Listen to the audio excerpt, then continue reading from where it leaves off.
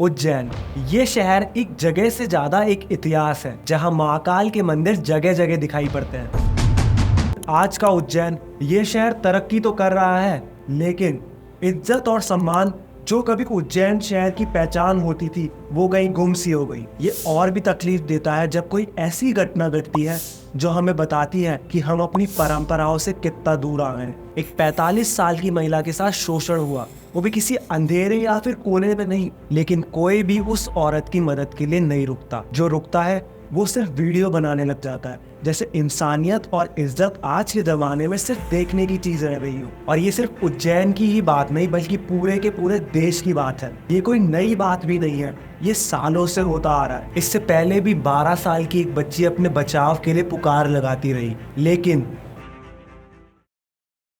तो क्या आपको पता है उज्जैन जो भारत की संस्कृति और सभ्यता का एक मुख्य हिस्सा होता था, आज अपनी असली पहचान धीरे धीरे खो रहा है और एक नई कहानी लिख रहा है। एक ऐसी कहानी जो पुरानी यादों से लेकर आज तक के हालात तक काफी अलग है। तो आज हम देखेंगे पुराने उज्जैन से लेकर नए उज्जैन तक का सफर, जिसमें संस्कृति, विकास और कुछ दर्दनाक मोड़ भी शामिल है। उज्जैन ये शहर एक जगह से ज्यादा एक इतिहास है, जहां महाकाल के मंदिर जगह जगह दिखाई पड़ते हैं। और ये शहर भारत के 7 सबसे बड़े तीर्थ स्थलों में माना जाता है। लोग यहाँ अपने पाप धोने और जीवन की नई शुरुआत करने आते हैं।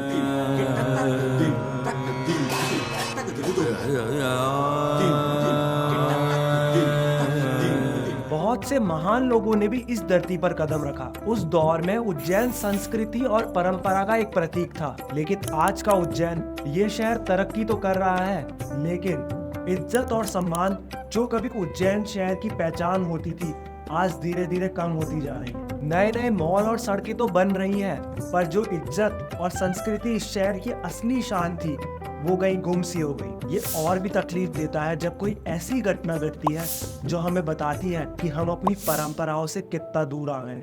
इस महीने उज्जैन में एक ऐसी घटना हुई जो सिर्फ एक जुर्म नहीं, बल्कि पूरे शहर की सोच पर एक सवाल था। एक 45 साल की महिला के साथ शोषण हुआ, वो भी किसी अंधेरे या फिर कोने में नहीं, उज्जैन की भीड़ भाड़ वाली सड़क पर हुआ। वो सिर्फ एक घटना नहीं थी, बल्कि हमें ये दिखाता है कि हम अपनी संस्कृति और सभ्यता को कहीं खोते जा रहे हैं। कोयला फाटक की पास की रोड पर दिन के उजाले में सब कुछ सड़क के किनारे एक डस्टबिन के पीछे होता है, लेकिन कोई भी उस औरत की मदद के लिए नहीं रुकता। जो रुकता है वो सिर्फ वीडियो बनाने लग जाता है, जैसे इंसानियत और इज्जत आज के जमाने में सिर्फ देखने की चीज रह गई हो।